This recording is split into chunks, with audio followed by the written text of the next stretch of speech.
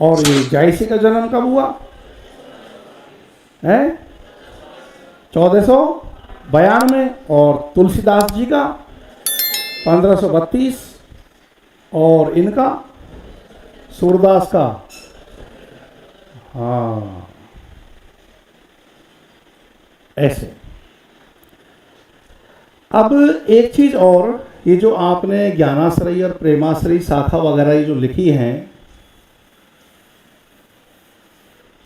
सबसे पहले शाखा लिखी थी आपने ज्ञानाश्रयी शाखा, फिर लिखी आपने प्रेमाश्रयी शाखा, और फिर लिखी हमने राम मार्गी शाखा, राम मार्गी शाखा, और एक हो गई है साहब कृष्ण मार्गी शाखा। या तो दोबारा से इनको लिख लेंगे, या जहां आपने लिखा है वहां इनकी भाषा पर विचार करो थोड़ा सा। तो ज्ञानाश्रयी शाखा की भाषा कैसी है? सदुक्कड़ी भाषा लिख लो, इसकी तो भाषा है सदुक्कड़ी। और पूछे शैली कैसी है, तो शैली है इसकी मुक्तक। प्रेमाश्रयी शाखा की बात करें तो प्रेमाश्रयी शाखा की भाषा कैसी है? ठेठ अवधि, ठेठ अवधि। और शैली कैसी है? तो मुख्यतः इनकी शैली है प्रबंध शैली।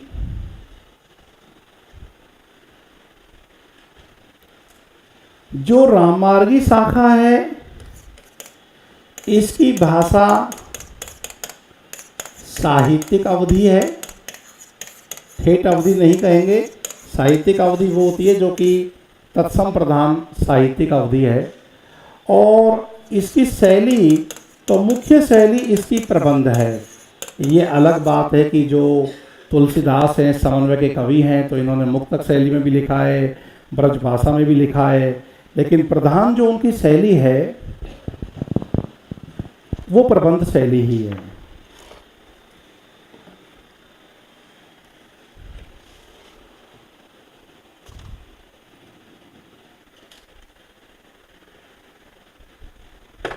और जो एक कृष्ण मार्गी शाखा बच गई है, इसमें मुक्तक शैली है और ब्रज भाषा का प्रयोग किया गया है, उसमें भी लिख लो आप, मुक्तक शैली और ब्रज भाषा का प्रयोग। मुक्तक शैली कृष्ण मार्गी शाखा में वही हो जाएगा, मुक्तक शैली। इसमें मुक्तक शैली है और भाषा कौन सी है? ब्रज भाषा का प्रयोग, ये कृष्ण मार्गी शाखा में।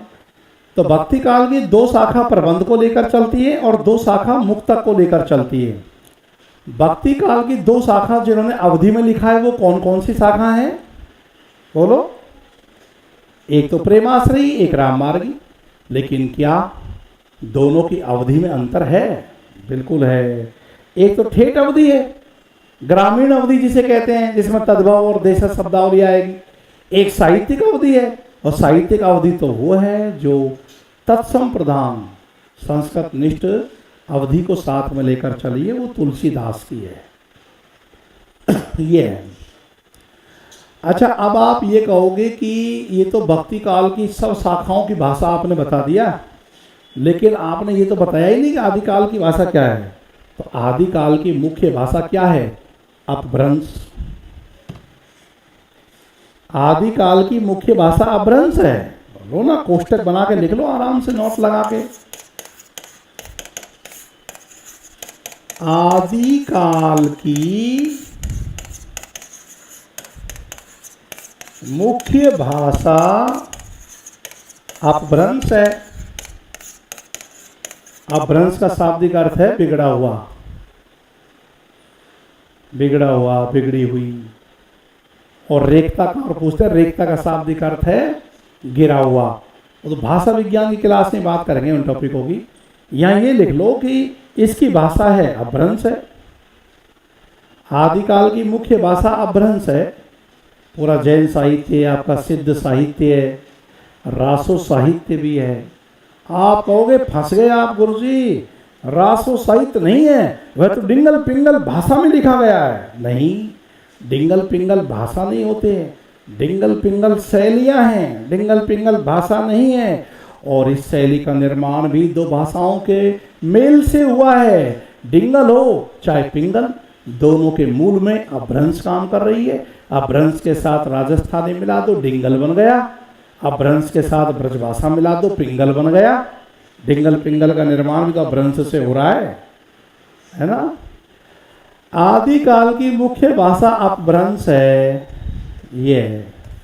इससे सवाल आते हैं, अरे इससे तो तुम्हारा सेकेंड ग्रेड में सवाल आ गया कि इन दो स्वरों का प्रयोग अपभ्रंश में नहीं मिलता। अपभ्रंश में कितने स्वर हैं? दोनों सवाल सेकेंड ग्रेड के आए हुए हैं। अपभ्रंश में कुल 8 स्वर मिलते हैं। अपभ्रंश में जो ऐ और औ है हमारा बड़ा बड़ा वाला, ये इनका अपभ्रंश में प्रयोग नहीं होता, ये हिंदी में बाद में विकसित हुए हैं। ये भी ऐ और औ, ये भी पूछ लिए। और ये उकारांत भाषा है, उकारांत, ये भी क्वेश्चन, तीनों क्वेश्चन सेकेंड ग्रेड में अपभ्रंश से आए हुए हैं। तो आदिकाल की मुख्य भाषा है अपभ्रंश। अब भक्ति काल की भाषा में अवधि आ गया और ब्रज आ गया, है ना। फिर भी एक परंपरा से सवाल बना, यही चल रहा है कि भाई मुख्य भाषा क्या है भक्ति काल की? तो ब्रज भाषा। और रूढ़ उत्तर हो चुका, लेकिन गलत है वो, क्योंकि अवधि में ग्रंथ ज़्यादा मिलते हैं, लेकिन कोई भी कमीशन हो उसका उत्तर ब्रज भाषा ही मानते हैं। इसका रीजन ये है, इसका रीजन ये है कि भक्ति काल और रीति काल है, इन दोनों को मिलाकर के क्या कहते हैं? मध्यकाल। मध्यकाल ही कहते हैं ना। अब भक्ति काल में तो चलो अवधि भी है और ब्रज भी है, लेकिन रीति काल में तो केवल ब्रजभाषा ही है। इसीलिए रीति काल को ब्रजभाषा का स्वर्ण काल कहा जाता है। और अब वेटेज किसका ज्यादा हो गया? ब्रजभाषा का, क्योंकि यहां भी बैठी हुई है आधे में ब्रजभाषा और यहां पूरे में बैठी हुई है ब्रजभाषा। तो अवधि तो रह गई आधा और ब्रजभाषा हो गई 1.5, मिलाकर चल रहा है मामला मध्यकाल का। इसलिए एक ही उत्तर आता है। आप तो कंठस्थ याद रख लेना, किस भाषा में सबसे अधिक साहित्य लिखा गया? ब्रजभाषा में। किस बोली में सबसे अधिक साहित्य लिखा गया? भोजपुरी। कहने को तो आप ये कह सकते हो कि गुरुजी ये भाषा और बोली का अंतर नहीं पता है क्या आपको? बोली में कभी साहित्य नहीं होता, बोली में लोक साहित्य होता है, साहित्य तो भाषा में होता है। वो बात तो सही है, वो तो हमको याद रखनी है, रखने के लिए रख लिया, लेकिन इसका क्या करोगे? नेट की परीक्षा में सवाल आया किस बोली में सबसे अधिक साहित्य लिखा गया, तो अब क्या तुम पेन से काट कर नीचे लिख के आओगे कि बोली में लोक साहित्य होता है, साहित्य नहीं होता? नहीं करेंगे ना, उत्तरी करके आएंगे ना। भोजपुरी, भोजपुरी का विकास हिंदी की बोलियों में सबसे अधिक है। वो झारखंड में बोली जा रही है, वो बिहार के गांव भोजपुर से निकली है, और यूपी में बहुत बड़ी मात्रा में बोली जा रही है। 3 राज्य घेर रखे हैं भोजपुरी में। और भाई लोगों, समय समय की बात है, ब्रजभाषा जो कभी भाषा होती थी, आज खड़ी बोली की एक सहायक बोली है। और खड़ी बोली जो बोली थी वह आज भाषा है। बोली बन गई भाषा, भाषा बन गई बोली। नहीं बन गई क्या ब्रजभाषा? अब ब्रजभाषा क्या है? हमारी मानक हिंदी की 18 बोलियों में से एक बोली है। अब 18 तो परंपरागत कह रहे हैं, जब मैथिली अलग हो गई तो 17 बच गई है बोली, है ना। तो सबसे ज्यादा जिस भाषा में साहित्य लिखा गया तो आपको ब्रजभाषा करना है, और सबसे ज्यादा बोली में लिखा गया है तो भोजपुरी करना है। इन दोनों बातों को यहाँ लिखने की जरूरत नहीं है, लेकिन ये ध्यान रखना, आदिकाल की मुख्य भाषा है अपभ्रंश। भक्ति काल की मुख्य भाषाओं में अवधि और ब्रज, रीति काल की मुख्य भाषा में ब्रज। ये भी लिखो आप, जहां आपने वो लिखा है ना आदिकाल, उसी के नीचे लिख लो क्या रीति काल की मुख्य भाषा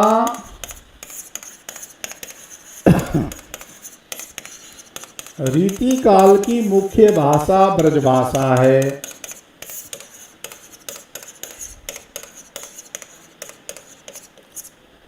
रीति काल को ब्रजभाषा का स्वर्णकाल कहा जाता है। स्वर्णकाल, जैसे अभी जो है तुम्हारा स्वर्णकाल चल रहा है, जानते हो, अभी आप लोगों का ये स्वर्णकाल है। आप कहोगे नहीं है, स्वर्णकाल होता तो ये यहाँ बैठते क्या, पंखों के नीचे ये लोहे की बेंचों पर बैठते क्या, टेंशन लेते क्या, ये सोचते क्या कि मेरा होगा कि नहीं होगा। आप कह रहे हो कि स्वर्णकाल है, नहीं, ये स्वर्णकाल है। इसका पता तुम्हें जब चलेगा, जब तुम्हारी नौकरी लग जाएगी और 5-10 साल की तुम्हारी नौकरी हो जाएगी, तब तुम्हें याद आएगा कि वो जो दिन थे वही स्वर्ण युग थे। आज हम जो घूमते फिरते रहते हैं, भले ही कुछ भी हो, लेकिन याद आते हैं वो दिन आज भी कि एमए के दौरान कैसे पढ़ते थे, कैसे रात भर जगते थे, कैसे सुबह ब्रेकफास्ट करते थे 10-12 भटूरों के साथ। हाँ, अरे बहुत खाया। इतना देखो, मैं बिल्कुल दुबला पतला सा गया था जेएनयू में ना, मेरा वजन मुश्किल से 50-52 किलो होगा। फिर क्या है, हमने प्रकृति के नियम बदल दिए, प्रकृति ने हमें बदल दिया। रात भर जगना पड़ना फुल, और रात में कोई सोता ही नहीं है, वहां सब जिंद है। जेएनयू में रात होती नहीं है, दिन रात होती है वहां। तो रात भर पढ़ रहे हैं, डाबा नीचे चल रहे हैं, नीचे गए और कुछ खा पी के चाय वाय पी के फिर आ गए, फिर पढ़ रहे हैं। आज तो ये टारगेट कर लिया, और हिंदी से ज़्यादा हिस्ट्री पढ़ी है, क्योंकि प्रीलिम्स में मेंस में हिस्ट्री आ रही थी। हिंदी तो केवल मेंस में ही आती है, यूपीएससी में, आरएस में। हिस्ट्री चल रही है, सिंधु घाटी, पूरा पाषाण काल और बुरजाम और ये वो। टाइम मिला थोड़ा हिंदी देख लिया। हिंदी को तो 10% पढ़ा है, हिस्ट्री को तो 90% पढ़ा है, और जिस विषय में पढ़ा है उसकी कोई पहचान नहीं है। तो हिस्ट्री का बैच शुरू कर देंगे आप? कर दो। काय का बैच है। और सुनो, सुबह होती थी, सुबह और सुबह ब्रेकफास्ट मिलना शुरू हो 7 बजे। और भाई भगवान भला करे इन बावर्चियों का, खाना बनाने वाले सबको रोक टोक दिया करते थे। 2 भटूरे का नियम है, लेकिन मेरे को तो और खा प्यार से ऐसा खिलाते थे जैसे घर में माँ खिलाती है। खा, कोई कह देना इसको ज्यादा कैसे मिल रहा है, चुप, तू तेरा काम कर, तू और ले जा एक और, इसकी चुगली मत कर, इसको खाने दे। लेकिन ये था कि दिवाली होली में उनको उपहार मैं भी दिया करता था, ऐसे ही तो चलता है। दिवाली होली को 1000-500 रुपए दे दिए, जेआरएफ मिलती थी और खुश हो जाते थे। खूब खाया और खाकर तुरंत आकर सो गए। फिर एक महाआकार ने जन्म लिया। इधर ज्ञान का निर्माण होता रहा, इधर आकार का। तो ये तो प्रकृति के खिलाफ चलोगे तो कुछ उसमें दिक्कत भी है ना। और उस समय क्या है कि एक धुन थी कि सब कुछ को पी जाना है, पूरे नॉलेज को पी जाना है, वो धुन थी। अब वो फिर है, अब वो तुम्हारे अंदर होनी चाहिए। तो मैं ये नहीं कह रहा कि रात भर जगो, मैं तो ये कह रहा हूँ कि ये जो कोचिंग में तुम पढ़ने आते हो ना, इसके बारे में दिमाग में एक बार बिठा लो कि ये टोटली वेस्ट है, बेकार, व्यर्थ है। कैसी व्यर्थ है कि हम तो केवल मनोरंजन के लिए जा रहे हैं। पूरी दिनचर्या में 7 से 10 का टाइम आपकी पढ़ाई के काम का नहीं है। यहाँ तो सिर्फ आप आ रहे हो, चीज़ों को सुन रहे हो, नोट्स बना रहे हो, अपनी रुचि डेवलप कर रहे हो, लेकिन सेल्फ स्टडी के साथ इसको जोड़कर ना देखें। ये एक्स्ट्रा है, इसको तुम ऐसे समझो कि बस ये तो हम जा रहे हैं सुबह। इसके अलावा तुम 8 से 10 घंटे का समय निकाल लो, इतना तो निकालो। 8 घंटे का तो कम से कम निकालो, जिसमें दोनों भागों में टाइम बांट दो कि फर्स्ट पेपर में यहाँ से इतना पढ़ ले और हिंदी का रिवीजन करना। और वस्तुनिष्ठ आपने कहा ही कि भाई हम 100 सवाल रोज ऑब्जेक्टिव बनाएंगे। देखो, मैंने तुमसे कहा, तुमने सुना, हो सकता है गंभीरता से लिया हो सकता है सोच रहे हो अभी तो शुरू ही हुआ है, अभी पढ़ लेंगे, थोड़ा रजिस्टर और भरने दो, फिर ऑब्जेक्टिव भी बनाएंगे। जैसे मैं रोज सोचता हूँ कि कल आएगा तो मैं दौड़ करना शुरू करूंगा, मेरा कल कभी नहीं आता, समय ऐसा ही निकलता चल जाता है। तो ये नहीं, आदत डाल लो, प्रण कर लो, अपने आप से जिद कर लो कि 100 क्वेश्चन रोज वस्तुनिष्ठ हल करने। 1 घंटे का टाइम लगेगा, 1 घंटे का। चाहे आप उसका उत्तर जान रहे हो, चाहे नहीं जान रहे हो, चाहे पहली बार जाना, टिक लगाओ और 100 क्वेश्चन करो।